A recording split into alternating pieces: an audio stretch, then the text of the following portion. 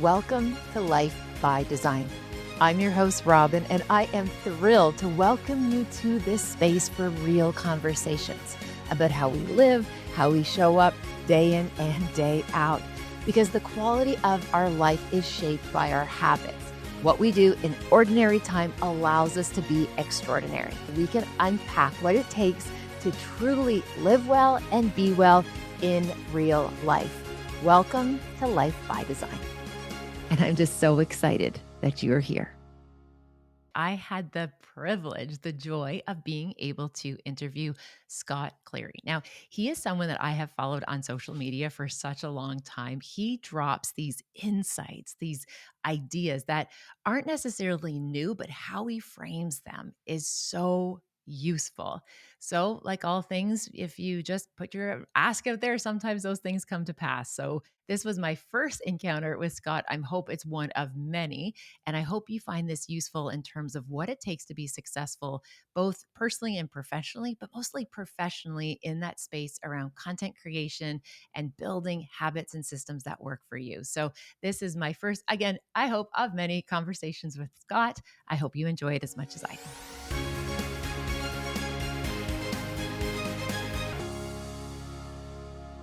Today, I am thrilled to introduce you to Scott.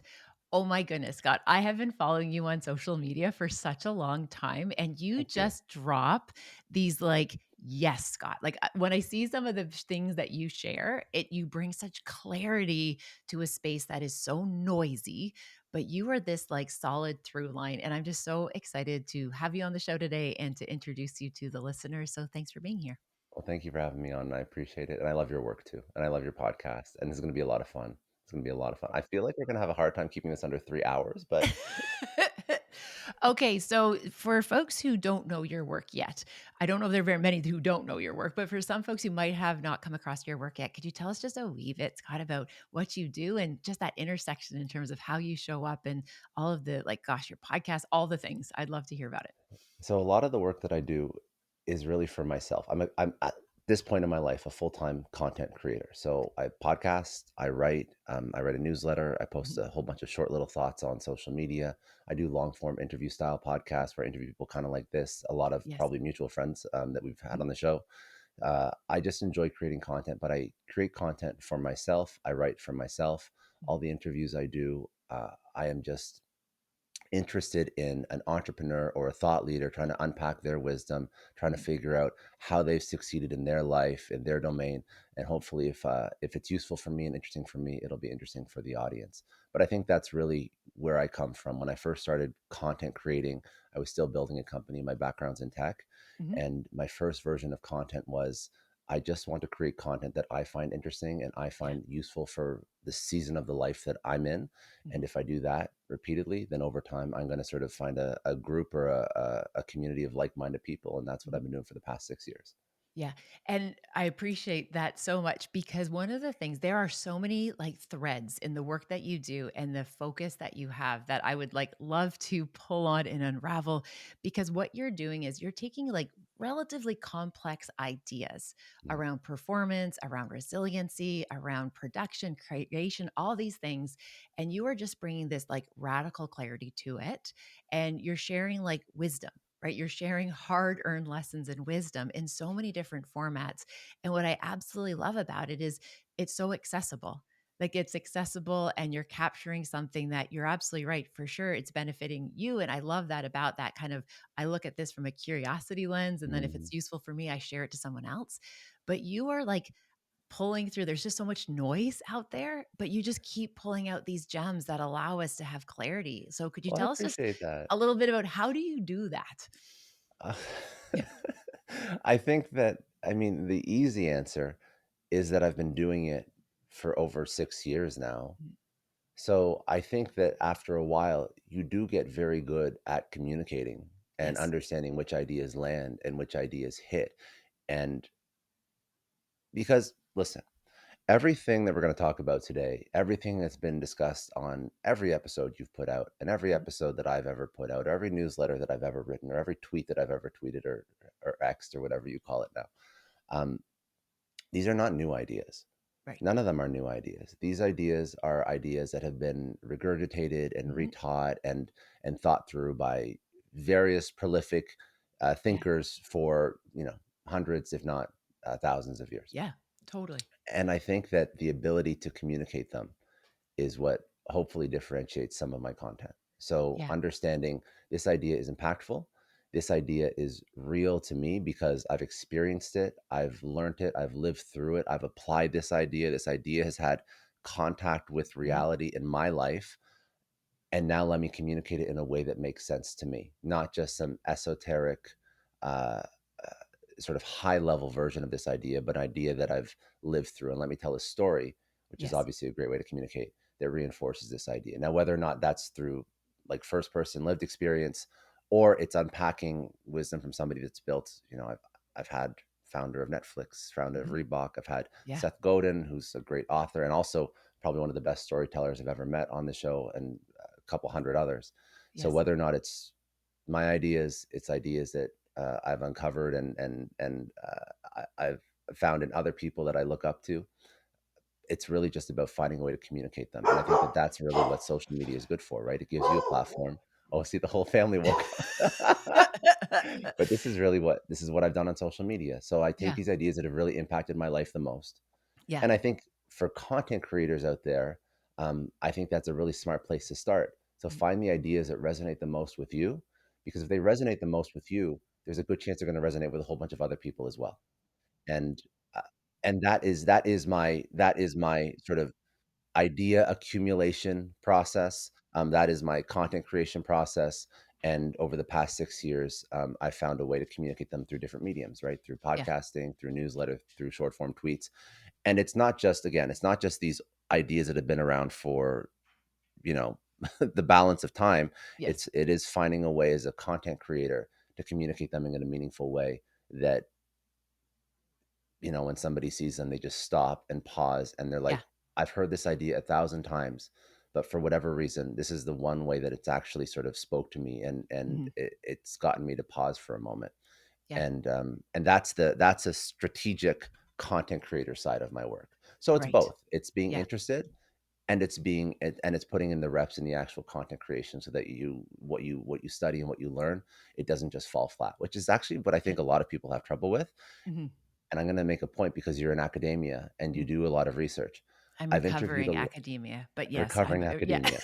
I'm just kidding. Sorry. Go No, ahead. no, no, that's Yeah. fine. I think that um, there's a lot of very smart people out there that have a really hard time communicating their ideas, and I Yes. think that that's something, the content creation side, not to make light of the research and Hmm. the effort that goes into really well thought out um, arguments. But Hmm. I think that there's something to be said for someone like I'm trying to think of oh my goodness, I'm blanking on his name right now. Adam, who is the human psychologist, the business organizational psychologist, Adam who Grant. Adam Grant. Adam Yeah. Grant. Sorry, I blanked on his Oh, I last love name. trivia. We can play all day. No, no, no. I It shouldn't. I shouldn't sounds blank on like. his last name, but it's Yeah. it's No. been a busy morning. But Yes. Adam Grant, he does a lot of research. There's a Yes. lot of other organizational psychologists whose work is not known, Yes. but Adam Grant is great at communicating it in a Yeah. certain way. So it's Yeah. not just knowing the thing, it's finding a way to communicate it. And in my world, my job is to do that on Yeah. social media with content. And you do it beautifully. Like, you do it with just such power, and it was interesting because when I came across your material, I noticed, because 'cause I'm that, person, I'd I screen grab and green grab, and your content was in my folder called Knowledge Translator. So, I literally Oh, was just like, he's a knowledge translator. Like, he's taking these big ideas, these concepts, but he's saying them in such a way that, as you said, just is like, bam, like, yeah, that makes sense. And even recently, the post you were talking about around, being okay in the discomfort. And one of the things that mm, I talk about in my research about human resiliency and performance is, it's our how fast can you adapt to the discomfort? It's not how fast do I like bounce back to good or get back myself into the right mindset or right headspace. It's literally like, how can I get to a place where I'm okay in discomfort and recognize as you talk about, like, can you commit to an idea for 10 years? Like, can you Yeah, really fully lock in and dialed in and be able to take lots of those no's, that rejection, that exploration, and just like keep showing up? And again, I very much think of you as that knowledge translator that are, and you're doing it better than anyone I've come across. So well, you're just very like kind. But these are ideas very that have good. worked for me. These Yeah. ideas have actually worked in my life. Yes. So we can talk about that idea. That Yeah. idea has actually been top of mind, the 10-year idea and the discomfort idea. We can talk about those if you want. Yeah. So the idea that you're referencing, I mean, I've spoken about this in a variety of different ways. One thing that I speak about often is comfort and discomfort, Yes. and somebody's ability to sit in discomfort Mhm. being a signal, and sort of like a leading indicator of their success, right? Yes. So if somebody is able to be discomfort, it's to just not sit in a comfort zone, to put themselves into modes of discomfort for an extended Yeah. period of time, there's a really good chance they're going to be successful. Now, 100%. this pairs well with something else that I like to speak about, which is a 10-year rule. So, Mhm. if you want to take on anything, if you want to build anything, if you want to build a company, if you want to have a meaningful relationship, if you want to lose weight in the gym and you want to achieve a certain desired, body or whatever Yeah. your physical goal is, um, when you first start, just commit to that thing for 10 plus years. Say, Mhm. I'm going to commit to this thing. I'm going to play the long game. I'm going to Yeah. do this for an extended period of time. And when you do that, I think that it sets you up. It sets your mindset up, first of all. So it sets you up psychologically Yeah. to understand that this thing's going to take longer than you expect it to. Mhm. But it also allows you to set up the rest of your life to support this long-term goal. Yes. So if you are going to, for example, go to the gym and you haven't gone to the gym in 5 or 10 years, and you want to go to the gym and you want to lose weight, well, if you assume that getting your ideal body is going to be a 5 to 10 plus year process, Mhm. well, then you aren't going to the gym 7 days a week in January and burning out and then not Yes. going February 1st, right? You are Yeah. staying in the gym, you're figuring out a cadence or a schedule that Mhm. works.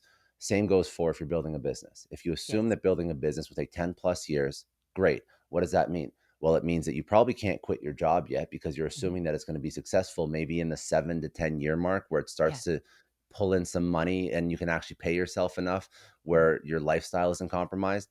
Um, and it also pushes back against this sort of overnight success, immediate Yes. gratification culture that we live in.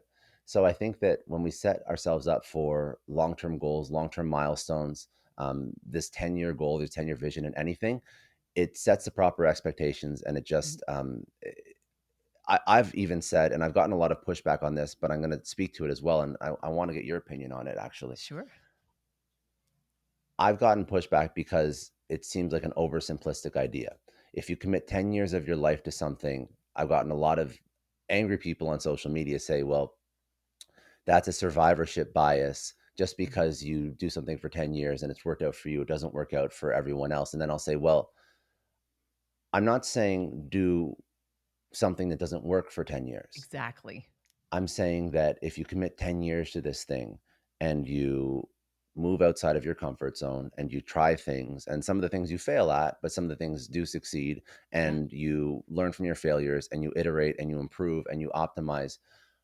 I've said repeatedly, over a 10-year period, the chance of your success, which traditionally in entrepreneurship, which is what a lot of my audience is, in Yes. entrepreneurship, the chance of success is quite low if you look at like statistics, Mhm. right? So if you're going to Yeah. be an entrepreneur, the chance of building a successful business that, you know, makes $1 million a year or $5 million a year is incredibly low. Forget, building $100 million plus, Yes. or something, like a unicorn, or something that's going to compete with Mark Zuckerberg or an Elon Yes. Musk. Like, even just making like a 7 figure business, the chance of you failing, quote unquote, is like whatever, 90, 95 Yeah. percent plus. But I argue that if you find a way to stay in the game for 10 plus years, it's actually very difficult to fail, Yeah. because you will find a way to make it work. I don't know a lot of people that have actually done one thing, and again, learning and trying and failing and iterating and improving, but they have one goal they've pursued for 10 plus years where they haven't been some level of incredibly successful at that thing, Yeah. just through the compounding effect of cumulative knowledge over time. Yes. you become a version of successful at that thing. And I think that that idea pisses a lot of people off because it seems overly simplistic, Mhm. and it makes it so that whatever they want to achieve is actually not chance or luck, Yes. or it's just entirely based on their own ability to sit in it for an extended period of time, which then, I mean, you'll understand this as well. It moves the locus of control in their life from Mhm. external to internal. Yeah, without And a that's doubt. really uncomfortable for a lot of people. Yeah. And I mean, I'll ask you, is that something that you've seen with performance, Mhm. with like high performers from almost like a uh, recovering academic, from like a science-based, Yes. peer-reviewed, Yes. uh, data-based approach, or Yeah. if you look into the data, is that something that actually holds true? Without a doubt it is, and there's so many different, like, threads to pull as to the why I of know. it, but, like, you're absolutely on course, and essentially what we know is that repetition is the key to any form of mastery. Mhm, So, the question you would be asking yourself is, the problems that you are facing in your business or this trajectory you're trying to create, is the problem that you're having in year 1 the same problem that you're having in year 4? If that's the case, then you're actually not growing, right? of Like you're course, yeah. literally spinning your tires and you're just doing kind of repetitive performance without review and around without any adapting or learning or application of the new knowledge. But if you can say with a degree of confidence that each year I'm learning, I am reflecting, I'm getting coached, right? And that's the thing I feel so many folks, especially in the entrepreneurial space, think that they have to figure it out by themselves. Mhm, When you add a coach to the game, and you know what? Maybe you don't need a coach in year 1. You might need a coach in year 6, 7, and 8, and 9 that are going to level you up in a way that you weren't ready for in year 1, but year 5, you're ready for it. And again, it's applying the information, it's the lessons learned. But I would also argue it's also the connections and the networks that you build along the way. for And sure. again, what I look like, for example, in my own career at year 1 versus where I am at year 5, it's remarkably different. I've been committed to the same overarching goal, but my strategies, my process, how I've adapt has Mhm. radically transformed over that time. So personally and professionally, I can say there's a lot of value and a lot of research that backs up what you're suggesting with the 10-year principle. I will mention a couple things. So first of all, you said it's not just about doing the same thing over and over again, which is actually the definition of insanity. Insanity. Yes. Yeah, that's the actual definition of insanity. But so yeah, so be rigid in what you want to achieve and be flexible in your process. And Mhm. I think that quote's been passed around a few different times, various versions of that quote, but that's a really important idea as well. I also think that you touched on something that I don't speak about often, but I've definitely felt it in my own life. If you just if you just stay in the game long enough, and the thing that you're building starts to become your identity, and you start to speak about, and by the way, that could be a whole other conversation about how much of your work should be your identity or Yes. not, but Yeah. I'm not going down that rabbit hole yet. Let's just say that your work starts to become your identity, and there's various degrees of work being identity that's healthy and not healthy, but it will Mhm. become a bit of your identity. Of course. You'll start speaking about it, people will know about it, and people will naturally want to help you. Like, Yes. if you just talk about this at enough dinners and at enough events, Mhm. somebody will know someone who will Yes. help you, or who will give you a piece of advice, or will know Yeah. somebody who knows someone who can take your career to the next level. This is how life 100%. works. People Yes. always want to help you. Yes. So you can have a coach, you Mhm. can have friends that are also, entrepreneurial, or you should all I mean, so many cliches, but I do believe you should have friends that are building, and friends that are 100%. pushing themselves, and Yeah. friends that are holding you to a higher standard. And by the way, in everything. Like, Yeah. if you want to have we talk about entrepreneurship, I try and make it sort of more palatable for people that aren't building a company. If you want to have a successful relationship, you should not just have single friends. It's very Yeah. difficult to have a successful marriage if like 9 out of 10 of your friends are single partying every weekend. Yeah. If you 100%. want to have a great physique, you should have friends that go to the gym. They don't Mhm. have to do the same workout that you do, but you should have friends that care about health, wellness, food. If you want to Yeah. build a business, if you want to advance your career, you have to have ambitious friends that are Yeah. always trying new things and pushing boundaries. And this is the group you have to surround yourself with. And when you surround yourself with these people, You can get formal coaching. Yeah. You can get this mentorship that is almost like peer mentorship as well. Yes. But the people that are highly ambitious, that are true friends, what they can do is they can help you hold up a mirror to Yes. what you're doing in your life. And when you have this circle of people around you, which if you are comfortable putting yourself out there and speaking about what you're working on, these people will naturally gravitate towards you because Mhm. they look at you as somebody who they want to bring into Yes. their life as well. Um, but then these people will start they'll start pointing out things that aren't working and that you're doing Mhm. repeatedly and you're not seeing results with. Yeah.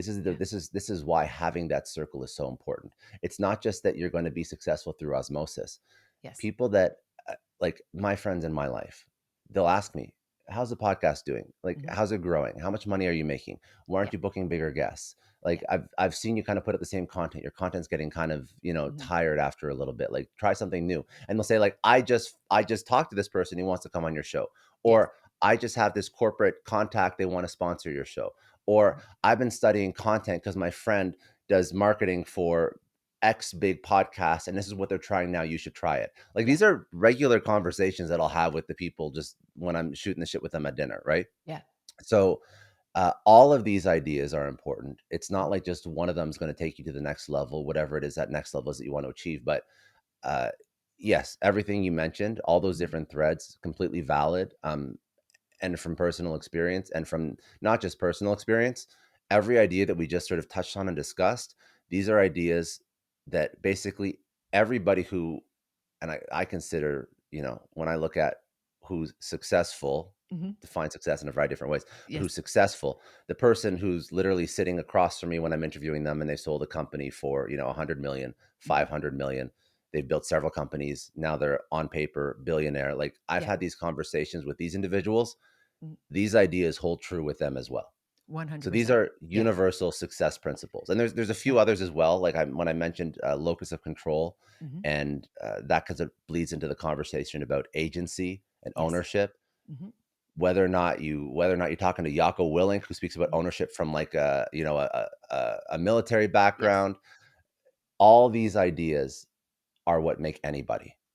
It's not complicated. Success is Yeah. never complicated. It's Mhm. just a lot of hard work. Yeah, 100%. I appreciate and you just again all of the perspective that you are sharing and I echo that sentiment that the circle of influence that you have in Mhm. terms of who's around you. One of the expressions I use with my inner circle with this stuff is that we don't goal alone, right? Yeah, Like everybody knows what each other's goals are and we are in like when we're face to face, we might even be a little bit hard on each other around calling stuff as you out, should. pointing out some blind spots. But when we're in rooms that they're not in, we're their biggest cheerleaders. We're like, Yeah, you know what the next step would be for this? And, I'm giving those referrals. I'm doing absolutely everything I can in my power and agency to support the people around me.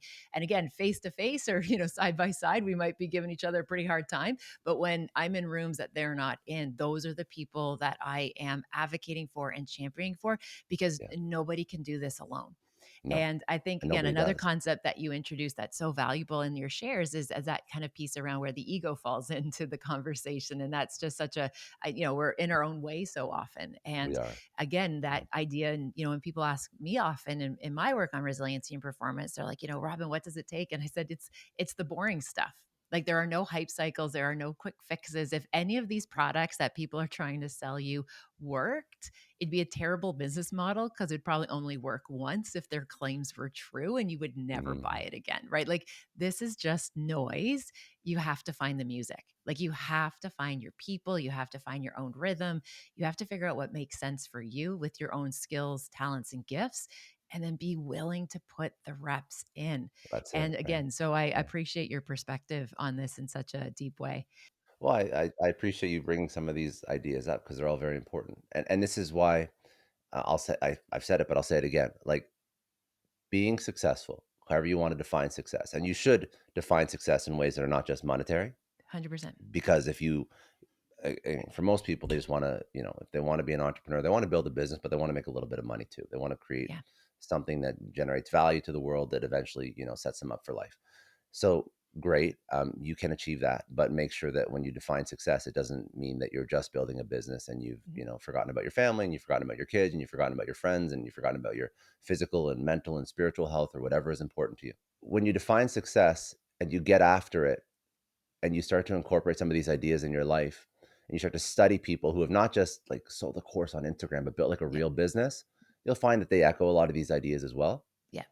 Um, but you'll also realize that there's a few ideas that will help you get to where you want to go, but there's not like unlimited amount of ideas. There's not Mhm. unlimited amount of mental models and frameworks. There's not unlimited amount of things that you can try to get a company off the ground. There's not unlimited exercises that you can do to lose weight in the gym. Yeah. Like there's a few. There's a few you Mhm. got to figure out. There's a few tactical things. There's a few mindset things, and then you just got to put in the reps and do it. And it's not that's the thing. Success is not complicated. Mhm. It's just hard work. Yeah. And the discipline, right? That difference between Well, that that's yeah. motivation that sparks an idea and the discipline to But that's actually why I don't like follow through. motivation. Yeah, 100%. The research shows from a neurological perspective, it only lasts between 30 and 60 seconds. And the Is root that true? origin of Oh my god. motivation is to spark an idea, and it's the Mm, discipline that follows through. So motivation, the whole kind of notion around it is simply it's simply popcorning an idea. It's trying to activate your nervous system to get excited with novelty. So mm, motivation is actually really linked to the same brain centers as novelty. So it's just meant to get us like, hey, that would be cool. And then the discipline is the routine, the habits, the rituals that we build and you that decide, yeah. allow it. Yeah, that And but if you allows it to happen. again, if you sort of like all these ideas bleed into each other, by the way. They're Totally. not living in silos. So if you adopt this 10-year mindset and you understand that I knew motivation was useless. I didn't know it was that useless, but Very useless. very Well, serves a useless. purpose.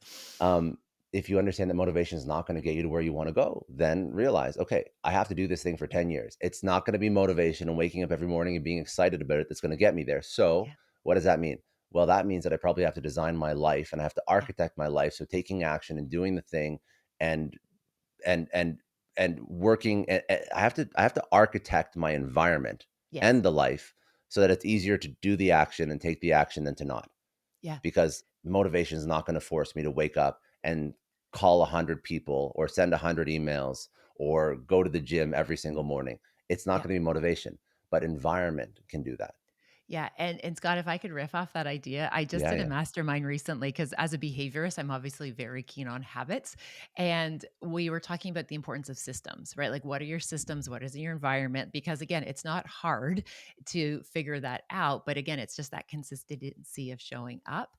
And I was working with this group in this mastermind, and they came up with these, oh my gosh, Scott, these were elaborate systems. These are the systems that they were going to do. And I But no one's paused going and to do that. I said to them, I said, so, and they said, Robyne, what's your system? And I showed them my system and they're like, are you kidding? And I'm like, no, no, no. It's literally, I kid you not, it's on a post it note where it's what's one thing I can do for my body today? What's one thing I can do for my heart? And what's Mm, one thing I can do for my mind? And if I can literally use a post it note and say, okay, what's one thing I'm doing intellectually today? Usually that's something related to my work. It's even moments like this where I can meet amazing humans and have real conversations. Boom, I'm inspired, right? My head is in the game. Something for my heart, it's an act of service, right? Can I mm. do one thing today? Maybe it's a reaching out to a friend and say like, "Hey, I got you. I'm rooting for you," right? And then again, something for my body, right? I will not miss a 30-minute walk no matter how complicated my day is. And so again, they had these master blueprints, okay, of these very complicated systems. And I said to them, the reason why I've been able to do this system so successfully is because it works on bad days. I can do these things even on the worst day, worst weather, worst emotions. Even if I'm going through something major, stressor, trauma, disappointment, rejection, I can Mm. still do these three things. So my system is tested for the worst of days. Now, I think a lot of times where people get this mixed up is they build these systems that only work when like all the moons are aligned and everybody's Yeah. in alignment and whatnot. And it's just like, wow, if we know the things that matter most and we make them matter most and it can be battle tested on a bad day, then you can hang in there for 10 years without a doubt. Well, that's why I think that sometimes if we look at people who are high achievers, they're always looking for what's the hack to achieve sort Yes. of peak performance, right? But I don't think that's actually a useful thing to strive after because that's not reality. Hmm. So I think that you should elevate your baseline Yeah. so that your baseline is incredible, maybe 80, 85% of what your peak performance is, but know that you can consistently and reliably show up with your baseline effort that is 80, 85% on Yeah, the call, when you're writing an email, when you're doing a presentation. Like that's what works day in, day out when you're sick, when you're traveling, whatever. exactly. I think that people prepare their whole life to have this peak performance moment when, they feel perfect and they're not sick and their energy levels are right and the stars align, like you mentioned, and they Mhm. can show up and they can knock the presentation out of the park and they're like, oh, I killed it. But then you can't architect that environment every single time. So understand that you're human Mhm. and that's why you have to elevate your baseline. I mean, whether or not it's practice or whatever it Yep. is you're trying to accomplish, like you shouldn't bet on the fact that this is going to be the best thing you ever do. I Yeah. don't think that's a smart way to go through life, through business, through anything. Yeah, I love that. In a way that we talk about that, I actually, as a scientist, I always get really curious about the data. And one of the things I can share with you is I measured my decision making process for Hmm. about 3 months while I was working on my new book, right? So I'm working on this book about hope and the science and the psychology of hope and living hope filled.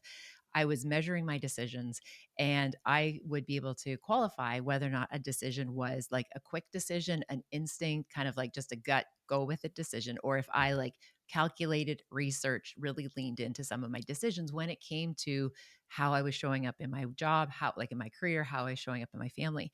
And I realized that when I was making just kind of quick decisions, my efficacy rating or how well it worked out for me rating was like 90%. So if I know that I can make Mm, on the fly decisions and 90% of the time I get it right and I mitigate the risk in those 10%, knowing what yeah, themes or categories I have to be careful about, yeah. I'm like, okay, so essentially I'm playing poker, not chess. I don't need perfect knowledge. I don't need to know all of the pieces. I'm pretty good at throwing this as a hand of poker where there are variables that are outside of my control. But I'm confident enough, as you described, with your baseline of Hmm. the fact that I trust myself. I'm reliable. I know I make wise choices. Yeah, sometimes I get it wrong, but the majority of the time I get it right. And I think that, and I love that. I love that idea. I think that you have to understand also what improves your baseline. So Yes. when I think about uh, something that's very real for me, I podcast for a living, right? So Yes. um, I can go back and watch my game tapes to be quite honest and see Yes. and see how I did and see where I fell flat. But when I do a podcast and I'm interviewing somebody, so some days I'll be tired, I'll be sick, but what elevates the baseline of a podcast? Maybe it's personal anecdotes or Mhm. stories or quotes or something that sort of takes the conversation up a notch and it gives it a little bit more value and it makes maybe the guest feel a little bit more comfortable. Yes. So I practice those. I memorize some things that I can Yeah. bring up on the fly. I'll also obviously do the research for the guest, and I'll go a little bit deeper than I think the average host would go, just because Yeah. I want to make sure that when I bring up points in their life, like it makes them feel comfortable, it makes them feel Yes. like I've done my homework as well. So there's a lot of Totally. things that I can do ahead of time both for the way that I present and show up on camera, but also for the way that I prep my show notes and prep my questions. So when I actually sit down with the guest, I could be feeling like garbage. I could have had a Mhm. bad sleep last night, but it's still to the world. It's not going to be to me. To Yes. me, I know my best. And sometimes, like as a high performer, like we're all this sort of type A Yes. personality where we get frustrated when things don't go right. I'll interview somebody and I'll be like, "Oh my god, that was so frustrating. They just flew in. Yeah. Like I wish I wasn't like a little bit under the weather. Or I wish I Yeah. wasn't, I wish I got like another hour or two of sleep." But when I watch it back and then I also, I ask the audience, I ask people that are close to me that would trust me, give me very Yes. real, harsh, honest feedback. Yeah. Um, they're like, "No, this was great." It's good. So like you Yep. because again, I've done the work ahead of time. I've elevated my baseline personal performance. I've prepped. I mean, that's all these again, these are not complicated ideas, but I think that a lot of people just sort of like shoot from the hip Yeah. in life and they Yeah. don't prep and they just keep showing up hoping for a home run when that's not reality. Mhm. And they don't put the effort in before they have to put the effort in, right? That's Yeah. really it. Like a lot of the stuff that a lot of the personal anecdotes or stories or like clever little one liners I'll say on my podcast. These are things that I've thought about. These are things that I've tested. Like I don't really do much. Listen, I don't get data like you, but I Right. have like a little bit of data. Okay, so so I can help you with data. Data's the friend. It's maybe, but I'll tell useful. you, I'll It's tell you, I'll useful. tell you what I do. Like Yeah. my Yeah. content process, it's not complicated. I'll put out a whole bunch of different ideas on Threads or Twitter. Yeah. I'll see which ideas resonate with the Mhm. audience because again, I guess I'm a content scientist. I'm not assuming Yeah. that just because I think an idea is cool, that's where I Yeah. start. But I don't just assume because I think an idea is cool, that the rest of the world thinks it's cool. I got to like see Yes. if my audience likes it. So I'll Yeah. put out 10 different ideas on threads and Twitter. One of them will have outsized engagement for whatever Yes. reason. Just because of the way I wrote that idea, that Yes. resonated with the market, which is my audience. Yes. And it'll be like 30 likes, 20 likes, 30 likes, 50 likes, 100 likes, 10,000 likes. I'm like, oh, Yeah. okay, Yeah. interesting data. Yeah. And then that story gets turned into a story that I do a solo podcast on. I'll Mhm. write a newsletter about that same idea. And then you'll hear that idea on a podcast because I know that idea resonates in that way. And Mhm. and then I'll have a whole bunch of these stories in my back pocket, or a whole bunch of Yes. these ideas in my back pockets when I go on stage, when I speak. Yeah. Even some of the ones that we're talking about right now. We're talking about Yeah. tenure, we're talking Yeah. about agency, we're talking Yeah. about internal versus external locus of control. Yeah. These are things that have resonated with people. Totally. Like for some reason, these ideas resonate more with people than any of the other 900 motivational or performance ideas that I've put out. So Yes. everything in life is about improving yourself, but improving yourself based on data. Like I'm talking about a content creator's perspective. Yeah. If I was working in a company and I felt that my presentations to my board or my presentations to my manager always fell flat, Mm. well, I would figure out why. Yes. I'd be researching and studying. I'd be like, why, even though I present good data Mm. and the job that I do is good and the results are good, why do they never seem impressed? Yes. Maybe it's the way that I present the data. Maybe my deck's too long. Maybe there's too much text. Maybe I'm actually not selling myself as much as I should in the performance of my team or myself. Yeah. So you understand what achieves the desired result, and then that's the work you do before you have to show up for the game, basically. Yeah. 100%. Oh my goodness. Okay, I could talk to you for days. I have I no have doubt. That's what I yeah, no, said. I know We we could said do a that at the beginning. 3-hour podcast. Yeah, so I actually had a few, like, quick rapid fire Go questions for it. because I wanted is that okay? Just to kinda, Yeah, yeah, keep yeah. yeah, because I I'm was not in a rush. If you want to there do you go. more, be There my were so guest. many things that I wanted to talk about, so I'll have to we have to do this again, I hope, soon because there's Mm. again, there's this whole other area that I wanted to ask you about. Okay, You have to this is come the down to one Miami and we I can would record stuff in my studio. I would in a heartbeat. We'll just find out when the Heat's playing, and we will make that work. And not the Yeah. Dolphins. God, those poor little Dolphins.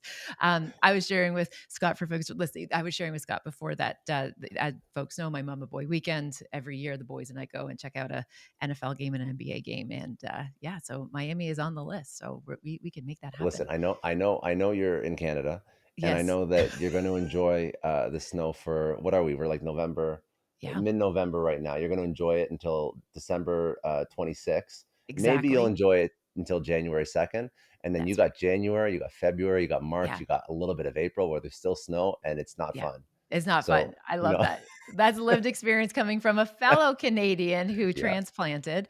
Um, okay, so this is the question that I wanted to ask you, and you kind of touched on it, but what is an unpopular opinion about success that you stand by every time? But even though, and again, I know we've touched on that, but I'm Mm, curious if there's like one kind of practice, tool, or a habit that like people don't tend to like it, but yeah. if I'm a podcaster and I want to grow my audience, if I'm a content creator and I want to grow my newsletter. Like, what are those just like, you know what, if you focus on this, it's going to give you good startup. It's going to give you good Well, I'll tell traction. you let's take it from both perspectives. We'll talk about the Sure. mindset and then we'll talk about sort of more tactical. Okay. So, the mindset around success. You'll hear a lot where people will say, you can be successful and have balance in your life. I'm a firm believer that, because this is again just speaking from lived experience, if you want to build anything great and meaningful, there will be periods of your life, there'll be seasons of your life where you have massive amounts of imbalance. And I 100%. think that's just required. Mhm. So don't expect to, again, build a company. Don't expect to be a C-suite, you know, VP getting paid two, three, four, 500,000 plus a year if you don't put in reps. And there's not going to be a season of your life where there's going to be imbalance, where you're putting Yeah. in more effort and more work, and part of your personal life will suffer for that period, not Yeah. forever, Yeah. but for a period. For a I think season. that's probably a very unpopular opinion. Yeah. Not again, not with the people who I interview, but Yes. with the person who is young saying, I want balance. Mhm. I want all the, the accolades. I want all the success. I want all the money, but I don't want to put in the effort when I'm young. Yeah. It's not reality. I I love that you're highlighting that because you are absolutely right. And I even remember when I was still in the university, I was working with a student, a graduate student, and I gave her feedback on Friday and I said, "We're going to need Mm, this for Monday because we're presenting this to the committee on Monday." And she looked at me and she's like, "I don't do that on weekends. My weekends are mine."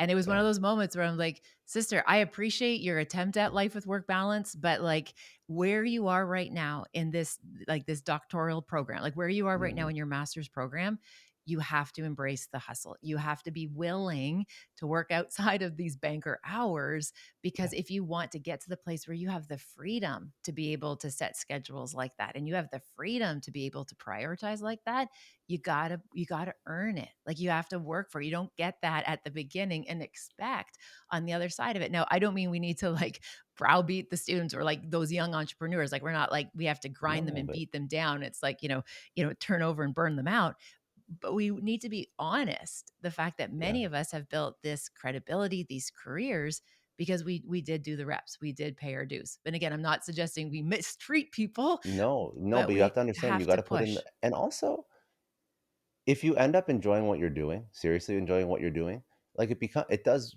start to blend with your life. Totally, it does. And when I say blend with your life, I don't mean like anybody actually enjoys working on the weekends when they rather be with their family. But I'll tell you what it does mean. It could mean that you become so good at what you do that you get the luxury of being paid to travel to speak, or maybe you Exactly. are a C-suite in a company and you're getting paid to go all over the country. And then, yeah, you don't want to be working Saturday, Sunday, but maybe you are speaking Monday in a city that you've never spoken in and somebody's Mhm. paying you to go there. Well, maybe if you're really good at what you do, you can negotiate that they fly you out on Friday and you spend the weekend in a new city at a nice Mhm. hotel with your spouse. Because Exactly. that's my reality now. Like Yes. that is what happens. We just spent a week in Mission, Texas, speaking at a conference, and they brought us out, and I spoke for an hour, but I mean the rest of the week was like a little bit of a vacation. Yeah. So the work and the life start to blend if you really enjoy what you do. Mhm. But also for a period, I mean, like there was times when I wasn't getting paid. I was just working weekends and I was just doing whatever it took to build my brand and to post more Yeah. content and to, get another podcast episode out. Um, and I think that that's just sort of like the price of entry. I Um, completely agree. Yeah. I'll give you another sort of, I guess, tactical Mhm. thing for a content creator. Or I mean, this is going to apply to anybody. Please, whenever you take an idea, extrapolate it to whatever it is you're doing in your life. But know that I'll speak to this idea from the perspective of a content creator or a podcaster.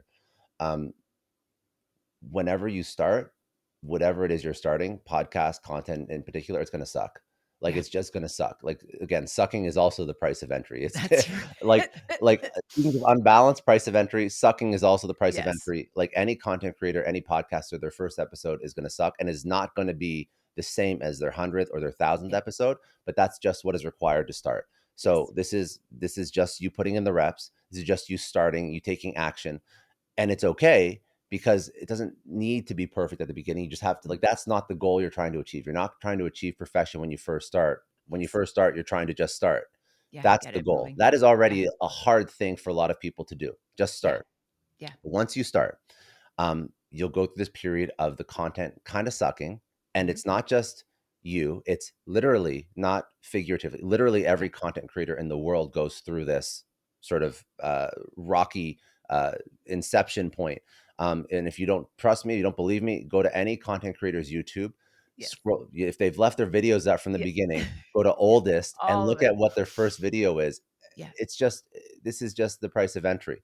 Yeah. So start, your content's going to suck. You're going to put in reps, even when your content's not so great. And through the process of starting, sucking, putting in reps, iterating, and improving, you'll become a good podcaster, content Mhm. creator, entrepreneur, whatever. Yeah. The lesson is the same for the entrepreneur. Like if you start a company, the company you start day one is not going to be the company that exists in 3 years or 5 years or 10 years. It's going to be Exactly. radically different, and it's going to Yeah. be much better. It's always going to be much better. We're all smart people. We're all going to move in the right direction. We're all going to, put our egos aside and look at the Yeah. data and keep optimizing and improving. That's what life is. That's what Yeah. makes it so fun. Yeah. But know that when you first start anything, it's going to suck, and that's okay. 100%. Yeah. And we embrace that suck. And I love when I scroll back or I look back on some of my early stuff, I actually take that degree of cringiness as such a sign of growth. I'm It like, if is. you look at your early stuff and you are not cringing and you're not thinking, for the love of Jesus, why did not somebody Yeah. not stop me? Or has somebody said, take this down? I leave that stuff there as like, wow, there's growth, right? Because again, Mhm. if you're not cringing at what you were doing last year compared to this year, like you're like you're in the same league. And Yeah, again, this is exactly. about these evolutions, about this improvement. So, holy goodness, Scott, I am just so appreciative for you Thank you for showing up for having this me on. conversation. Like you are a big deal. And the fact that you showed up to have this conversation, it means so much to me. And to find out that you are a fellow Canadian, Ottawa area, Toronto, like, oh my goodness, I It's a small world, love that we found very one small world. another And in and a and digital first of all, space. your content's incredible, and I Thank you. appreciate you giving me a chance to come on and talk to your audience. This has been really fun, so thank you. Well, thank you. And I hope we can have many more conversations. Yes. And if there is just, again, just in closing to land this plane, if there is one thing right now that is getting you fired up, excited about the Mm. future, like what's the one thing right now that you are looking forward to say, oh gosh, better days are ahead. I am looking forward to this thing that's out there. Because I'm excited about the fact that the barrier to entry to anything is 0. Oh, Like, I like that. you can just do anything. Yeah. You can start a company. You can go lose weight. You can Yeah. you can you can you can do whatever you want. You can start a podcast. The barrier to entry is 0. Like, So good. access to information is everywhere. It's all free, Yeah. and not just access to information. That alone, it should be enough for somebody to get started. But Yeah. now there's no more gatekeepers, right? Mhm. There's 0 gatekeepers. So if I wanted to be on air talent 30 years ago, I probably would have had to work my way up through like a news Yeah. organization, and then somebody finally gives me a shot. Or I could be a famous movie star, and then finally I get to start a podcast. Hmm. Like, there's only so many ways that I can actually get media distribution because there's Yes. gatekeepers. Now there's no more gatekeepers. I can just start. The technology has basically made it so that it's virtually free. Yes. And with the advent of I can not only start myself and be a solopreneur, or start myself and be a solo content creator. Now I can actually build a team Hmm. of agents, of AI people that can, take my input and 10x it. Yes. So whatever you want to achieve and accomplish, like, we are in the golden age of entrepreneurship, of creators. Like, there's so much opportunity, and gatekeepers don't exist. There is no barrier to entry, and that gets me super excited, because anybody who takes advantage of this, like, these are my people. So I love that. Well, my friend Scott, thank you. Thank you. I wish you continued success and excellence. And I'm really glad we were connecting today. So thanks for being here. thank you. Thank you for spending time with me on this episode of Life by Design. I appreciate if you have a moment to pay this forward, share it with someone who you think might benefit from the ideas shared in this episode. If you're feeling so inspired, please also rate and review the podcast wherever you listen to your favorite podcasts. Again, thank you for listening. Thank you for your time. Take good care, and I'll see you next time.